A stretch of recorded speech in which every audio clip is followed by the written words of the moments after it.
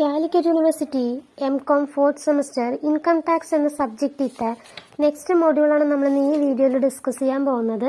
അതായത് first മോഡ്യൂളായിട്ടുള്ള second chapter ആയിട്ട് വരുന്ന assessment of AOP or BOI എന്നുള്ള ചാപ്റ്ററാണ് നമ്മൾ ഡിസ്കസ് ചെയ്യാൻ പോകുന്നത്. ഓക്കെ, ഇതിൽ നമുക്ക് പഠിക്കാനായിട്ട് വരുന്നത് അതായത് അസസ്മെന്റ് ഓഫ് AOP അല്ലെങ്കിൽ BOIയുടെ ഒരു പ്രോബ്ലം ആയിട്ടാണ് വരുന്നത്. എക്സാമിന് 3 വെയിറ്റേജിനാണ് ആ പ്രോബ്ലം നിങ്ങൾക്ക് ചോദിക്കുന്നത്. ഇങ്ങനെയുള്ള ബേസിസിലാണ് ഇതുവരെ എക്സാമിന് ഒരു പാറ്റേൺ നമ്മൾ കണ്ടിട്ടുള്ളത് ഈ ചാപ്റ്ററിൽ നിന്ന്. ഓക്കെ, അപ്പൊ നമുക്ക് ചാപ്റ്റർ നോക്കാം. Assessment of AOP or BOI. Okay, ഈ AOP എന്താണ്, BOI എന്താന്നുള്ളതൊക്കെ നമ്മൾ ജസ്റ്റ് ഒന്ന് പഠിച്ചതാണല്ലോ. AOP എന്താണ്, BOI എന്താന്നുള്ളതൊക്കെ. അസോസിയേഷൻ ഓഫ് പേഴ്സൺ, ദെൻ അതേപോലെ തന്നെ ബോഡി ഓഫ് ഇൻഡിവിജ്വൽ എന്നുള്ളതാണ് നമ്മൾ പറയുന്നത്. ഇൻകം ടാക്സ് ആക്ട് 1961 ഇത് മെൻഷൻ ചെയ്തിട്ടുള്ളത്.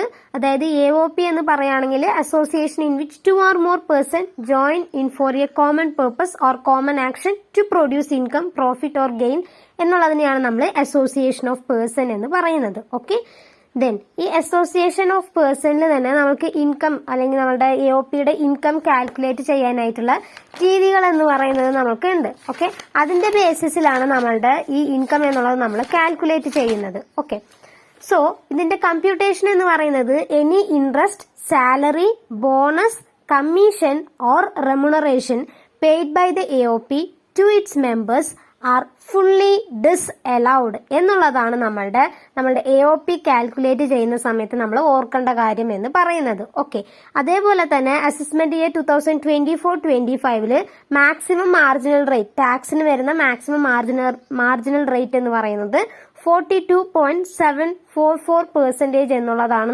നമുക്കൊരു പ്രോബ്ലം നോക്കാം AOPയുടെ. From the following information compute the tax payable by the Association of Person for the assessment year 2024-25.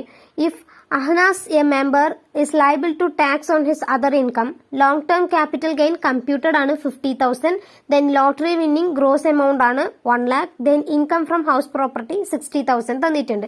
ഇതാണ് നമ്മൾക്ക് തന്നിട്ടുള്ള ഡീറ്റെയിൽസ് എന്ന് പറയുന്നത്. അപ്പൊ നമുക്ക് 3 ഹെഡ്സ് ഓഫ് ഇൻകത്തിന്റെ കാര്യമാണ് പറഞ്ഞിട്ടുള്ളത്. അപ്പൊ ആദ്യം നമ്മൾ എഴുതേണ്ടത് നമ്മുടെ ഇൻകം ഫ്രം HP ആണ്. ഇൻകം ഫ്രം HP എന്ന് പറയുന്നത് 60,000 ആണ്. ദെൻ ക്യാപിറ്റൽ ഗെയിൻ 50,000 തന്നിട്ടുണ്ട്. Then income from other sources 1 lakh തന്നിട്ടുണ്ട്. അങ്ങനെ നമുക്ക് ടോട്ടൽ വരുന്നത് 2,10,000 ആണ്. ദെൻ ഈ 2,10,000 നിന്ന് നമുക്ക് ടാക്സ് ഓൺ LDGC എന്ന് പറയുന്നത് 20% ആയിട്ടാണ് നമുക്ക് വരുന്നത്. ഓക്കെ, 20% എന്ന് പറയുന്നത് നമ്മുടെ LDGCന്റെ നമ്മുടെ ടാക്സ് റിജീമിൽ വരുന്നതാണ്. ഓക്കെ, 50,000 20% 10,000 ആണ്. ദെൻ നമ്മുടെ ലോട്ടറി വിന്നിങ്സിന്റെ 1 lakhന്റെ 30% നമ്മൾ കാൽക്കുലേറ്റ് ചെയ്യുമല്ലോ, അതിന്റെ 30% 30,000 ആണ്. അപ്പൊ അങ്ങനെ നമുക്ക് 40,000 ആണ് മൊത്തം കിട്ടിയിട്ടുള്ളത്. ദെൻ ഈ 40,000ന് മുകളിൽ തന്നെ നമുക്ക് ഇതിന്റെ മുകളിൽ നമുക്കൊരു 4% എഡ്യൂക്കേഷൻ സെസ് കൂടി ഉണ്ട്. അപ്പൊ 40,000ന്റെ 4% കാൽക്കുലേറ്റ് ചെയ്യുന്ന സമയത്ത് 1,600 ആണ് നമുക്ക് എഡ്യൂക്കേഷൻ സെസ് വരുന്നത്. ദെൻ രണ്ടും കൂടി ആഡ് ചെയ്യുന്ന സമയത്ത് 41,600 ആണ് നമ്മൾക്ക് വരുന്നത്. ഓക്കെ, ദെൻ നെക്സ്റ്റ് പറയുന്നത് നമ്മുടെ അതർ ഇൻകത്തിന്റെയാണ്. അതായത് നമ്മുടെ ക്യാപിറ്റൽ ഗെയിൻ്റെ നമ്മൾ കാൽക്കുലേറ്റ് ചെയ്തു, അതേപോലെ തന്നെ നമ്മുടെ അതർ സോഴ്സസിന്റെ നമുക്ക് കാൽക്കുലേറ്റ് ചെയ്തു. ദെൻ ബാലൻസ് ഉള്ളത് നമ്മുടെ ഇൻകം ഫ്രം HPയുടെ 60,000 ആണ്. ആ 60,000ന്റെ മുകളിൽ നമുക്ക് നമ്മളുടെ MMR ആയിട്ടുള്ള 42.744% എന്നുള്ളത് നമ്മൾ കാൽക്കുലേറ്റ് ചെയ്യണം. സോ 60,000ന്റെ 42.744% എന്ന് പറയുന്നത് 25,646 എന്നുള്ളതാണ് നമുക്ക് വരുന്നത്. ഓക്കെ, ദെൻ ഇത് രണ്ടും കൂടി നമ്മൾ ആഡ് ചെയ്യുക. അതായത് നമുക്ക് ആദ്യം കിട്ടിയ 41,600 25,646 എന്നുള്ള രണ്ട് അമൗണ്ടും ആഡ് ചെയ്യുന്ന സമയത്ത് 67246 എന്നുള്ളതാണ് വരുന്നത്. ദെൻ ഇതിന്ന് നമ്മൾക്ക് കിട്ടിയ ആ ലോട്ടറിയുടെ സോഴ്സസ് നമ്മൾ മൈനസ് ചെയ്ത് കളയണം. ഓക്കെ, 30,000 നമ്മൾ കാൽക്കുലേറ്റ് ചെയ്ത് വെച്ചിട്ടുണ്ടായിരുന്നില്ലേ, അത് നമ്മൾ ഇവിടെ മൈനസ് ചെയ്യണം. അത് മൈനസ് ചെയ്യുമ്പോൾ 37,246 എന്നുള്ളതാണ് നമുക്ക് ആൻസർ ആയിട്ട് വരുന്നത്. ഓക്കെ, അപ്പൊ നമ്മൾ എങ്ങനെയാണ് ഇത് ചെയ്യേണ്ടത്? അപ്പൊ നമുക്ക് 3 ഹെഡ്സ് ഓഫ് ഇൻകം ആണ് തന്നിട്ടുള്ളത്. HP എടുത്ത് എഴുതി. ദെൻ അതേപോലെ തന്നെ നമുക്ക് രണ്ടാമത്തത് പറഞ്ഞിട്ടുണ്ടായിരുന്നു ലോട്ടറി വിന്നിങ്സ് ആണ്, അതും എഴുതി. Then income from house property അതും കൂടി എഴുതി. ഇങ്ങനെ മൂന്ന് ഹെഡ്സ് നമ്മൾ കാണിച്ചു. 3 ഹെഡ്സ് കാണിച്ചതിന് ശേഷം നമ്മുടെ ക്യാപിറ്റൽ ഗെയിൻ നമ്മൾ 20% കൊടുക്കേണ്ടതാണ് ടാക്സിന്റെ. അതിന്റെ 20% കാൽക്കുലേറ്റ് ചെയ്തു. ദെൻ ലോട്ടറി ഇൻകത്തിന് നമ്മൾ 30% ആണ് വരുന്നത്. ആ 30% നമ്മൾ കാൽക്കുലേറ്റ് ചെയ്തിട്ട് നമുക്കൊരു ടോട്ടൽ എമൗണ്ട് കിട്ടി. ആ ടോട്ടൽ എമൗണ്ട് നമുക്ക് കിട്ടിയതിന് ശേഷം നമ്മൾ അതിന്റെ മുകളിൽ നിന്ന് നമ്മളൊരു എഡ്യൂക്കേഷൻ സെസ് കൂടി നമ്മൾ 4% കൊടുക്കേണ്ടതായിട്ടിരുന്നു. അതും കൂടി നമ്മൾ കാൽക്കുലേറ്റ് ചെയ്തു. നമ്മൾ ഓൾറെഡി ക്യാപിറ്റൽ ഗെയിനും ഇൻകം ഫ്രം അതർ സോഴ്സസും കാൽക്കുലേറ്റ് ചെയ്തതിന്റെ ബേസിസിൽ നമ്മുടെ എച്ച് പി ആണ് നമുക്ക് അതർ ഇൻകം ആയിട്ട് ഇവിടെ ഉണ്ടായിരുന്നത്. സോ 60,000 അതിന്റെ MMR റേറ്റ് ആയിട്ടുള്ള 42.744 എന്നുള്ളത് നമ്മൾ ഫൈൻഡ് ഔട്ട് ചെയ്തു.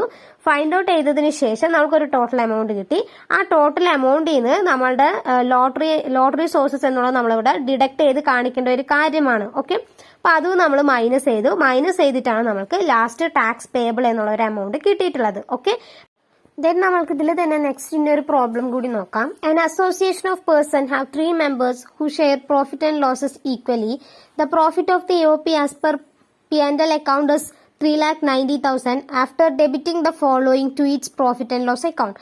അതിൽ നമുക്ക് remuneration to members of AOP 62,000, then interest on capital to members 70,000, then depreciation on fixed assets 60,000, then depreciation allowable is only rupees 50,000. Compute the tax payable by AOP. None of the members of AOP has income exceeding the non-taxable limit. Okay, ഇതാണ് നമുക്ക് തന്നിട്ടുള്ള details എന്ന് പറയുന്നത്. അപ്പോൾ നമ്മളുടെ already നമ്മുടെ P&L അക്കൗണ്ടിൽ എത്രയുള്ളത് 3,90,000 ഉണ്ട്. ആ 3,90,000 കൂടെ നമ്മളുടെ ഇൻഅഡ്മിസിബിൾ ആയിട്ടുള്ള എക്സ്പെൻസസ് നമ്മൾ ആഡ് ചെയ്യണമെന്നാണ് പറഞ്ഞിട്ടുള്ളത്. അതായത് 3,90,000 after debiting the following to its P&L account എന്നുള്ളതാണ് നമ്മൾക്ക് ബാലൻസ് തന്നിട്ടുള്ള ആ കാര്യങ്ങൾ എന്ന് പറയുന്നത്. ഓക്കെ, അപ്പോൾ നമ്മളുടെ ഇൻഅഡ്മിസിബിൾ എക്സ്പെൻസസ് ആണ്, അതെല്ലാം നമ്മൾ ആഡ് ചെയ്യുക. നമുക്ക് സാലറി ആയിട്ടുള്ള 62,000 ഉണ്ട്, അതേപോലെ തന്നെ ഇൻട്രസ്റ്റ് ആയിട്ടുള്ള ഒരു 70,000 ഉണ്ട്. Then depreciation on fixed assets 60,000, then depreciation hello ചെയ്തത് 50,000 ആണ്. അങ്ങനെ നോക്കുകയാണെങ്കിൽ നമുക്ക് എക്സസ് ഡിപ്രീസിയേഷൻ ഒരു 10,000 കൂടി ഇവിടെ വരുന്നുണ്ട്. ആ 10,000 ആണ് നമ്മളിവിടെ ആഡ് ചെയ്യേണ്ടത്. ഓക്കെ, അങ്ങനെ ആഡ് ചെയ്യുന്ന സമയത്ത് നമ്മൾക്ക് എമൗണ്ട് കിട്ടുന്നതാണ് 5,32,000 എന്നുള്ളതാണ് നമ്മൾക്ക് ഇവിടെ എമൗണ്ട് കിട്ടുന്നത്. ഓക്കെ, ദെൻ നെക്സ്റ്റ് ഇതിന് ശേഷം നമ്മൾ ചെയ്യുന്നത് none of the members as the income exceeding non taxable limit എന്നുള്ളത് നമുക്ക് പറഞ്ഞിട്ടുണ്ട്. അതിന്റെ ബേസിസിൽ നമുക്ക് ഇൻകം ടാക്സ് നമ്മൾ ചാർജ് ചെയ്യേണ്ടതാണ്. ഓക്കെ, ഇവിടെ വന്നിട്ടുള്ളത് എത്രയാണ് 5,32,000 ആണ് വന്നിട്ടുള്ളത്. അപ് ടു 2,50,000 വരെ നമ്മൾക്ക് ടാക്സ് അടയ്ക്കേണ്ട ആവശ്യമില്ല. ദെൻ അതിന് ശേഷം വരുന്ന 2,50,000 നമ്മൾക്ക് 12,500 എന്നുള്ളതിന്റെ ബേസിസിൽ നമ്മൾ ടാക്സ് പേ ചെയ്യണം. അതായത് 5% എന്നുള്ളതാണ്. 2,50,000 5% എന്ന് പറയുന്നത് 12,500 ആണ്.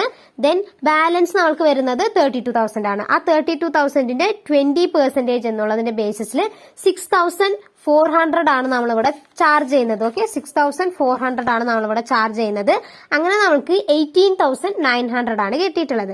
ദെൻ ഈ 18,900ന്റെ മുകളിൽ നമുക്കൊരു എഡ്യൂക്കേഷൻ സെസ് 4% ഉണ്ട്. അതും കൂടി നമ്മൾ ആഡ് ചെയ്യുക. 756 ആണ് വരുന്നത്. അതും കൂടി ആഡ് ചെയ്യുമ്പോൾ 19,656 എന്നുള്ളതാണ് നിങ്ങൾക്ക് ഇവിടെ ആൻസർ ആയിട്ട് വരുന്നത്. ഓക്കെ, അപ്പൊ നമ്മൾ എന്തൊക്കെയാണ് ചെയ്തത്? അതായത് നമ്മുടെ P&L അക്കൗണ്ടിന്റെ എമൗണ്ട് തന്നിട്ടുണ്ടായിരുന്നു. അതിൽ നമ്മളുടെ ഇൻഅഡ്മിസിബിൾ എക്സ്പെൻസസ് നമ്മൾ ആഡ് ചെയ്തപ്പോൾ നമുക്ക് 5,32,000 ആണ് വന്നത്. 5,32,000 വരുന്ന സമയത്ത് നമ്മുടെ കമ്പ്യൂട്ടേഷൻ ചെയ്യുമ്പോൾ നമുക്ക് 2,50,000 വരെയാണ് ടാക്സ് ഇല്ലാത്തത്. ഓക്കെ, ദെൻ 2,50,000 വരെ നമ്മൾ ടാക്സ് കൊടുക്കണ്ട. ദെൻ ബാലൻസ് വരുന്ന 2,50,000 നമുക്ക് 5%, ദെൻ അതിന് ശേഷം നമുക്ക് എത്ര ബാലൻസ് എമൗണ്ട് ഉണ്ട് എന്നാണെങ്കിലും അതിന് നമ്മൾ 20% വെച്ച് നമ്മൾ ടാക്സ് കൊടുക്കണം. അങ്ങനെ ടാക്സ് നമ്മൾ പേ ചെയ്യുന്ന സമയത്ത് 18,900 ആണ് വന്നത്. ദെൻ 18,900ന്റെ മുകളിൽ നമ്മളൊരു 4% എഡ്യൂക്കേഷൻ സെസ് കൂടി കൊടുക്കേണ്ടതായിട്ടുണ്ട്. ഓക്കെ, അപ്പോൾ നമുക്ക് കിട്ടിയ ആ ടാക്സ് എമൗണ്ടും ദെൻ എഡ്യൂക്കേഷൻ സെസ് കൂടി ആഡ് ചെയ്യുന്ന സമയത്ത് 19,656 എന്നുള്ളതാണ് ആൻസർ ആയിട്ട് വരുന്നത്.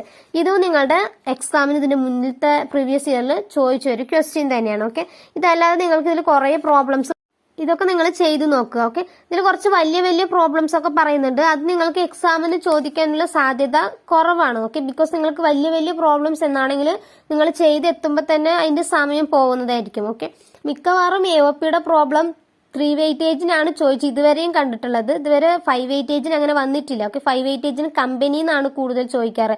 അതേപോലെ തന്നെ ഫേമിന്ന് മേ ബി ഫേംസിൽ നിന്നും ചോദിക്കും. പക്ഷെ മാക്സിമം സമയത്ത് അവർ ചോദിക്കുന്നത് കമ്പനിയിൽ നിന്നാണ് 5 വെയിറ്റേജിന് ഒരു ക്വസ്റ്റ്യൻ വരുന്നത്. അതല്ലാതെ നിങ്ങൾക്ക് മറ്റ് വരുന്ന നമ്മളുടെ ട്രസ്റ്റും കോപ്പറേറ്റീവ് സൊസൈറ്റിയുടെയും AOPയുടെ എല്ലാം 3 വെയിറ്റേജിനാണ് ചോദ്യം ചോദിച്ച് കണ്ടിട്ടുള്ളത്. ഓക്കെ, സോ അതിന്റെ ബേസിസിൽ നിങ്ങൾ പഠിക്കാനായിട്ട് നോക്കുക. ഓക്കെ, അപ്പൊ ഇത്രയാണ് നമ്മളുടെ AOPയിൽ വരുന്ന കാര്യങ്ങൾ എന്ന് പറയുന്നത്. ഓക്കെ, ഇതെല്ലാം നിങ്ങൾക്ക് കുറെ തിയറീസ് പറയുന്നുണ്ട്. ഇതൊക്കെ നിങ്ങളൊന്ന് ജസ്റ്റ് വായിച്ചു നോക്കുക. ഓക്കെ, ഇതെല്ലാം നിങ്ങൾ മഗപ്പ് ചെയ്ത് പഠിക്കേണ്ട ആവശ്യമില്ല. ഓക്കെ, മഗപ്പ് ചെയ്ത് പഠിക്കേണ്ട ആവശ്യമില്ല. ബിക്കോസ് നിങ്ങൾക്ക് ചോദിക്കുന്ന ക്വസ്റ്റ്യൻസിന്റെ ഒരു പാറ്റേൺ എന്ന് പറയുന്നത് ഈ രീതിയിലാണ്. ഓക്കെ, അതിന്റെ ബേസിസിൽ നിങ്ങൾ എക്സാമിന് പഠിച്ചു പോകുക.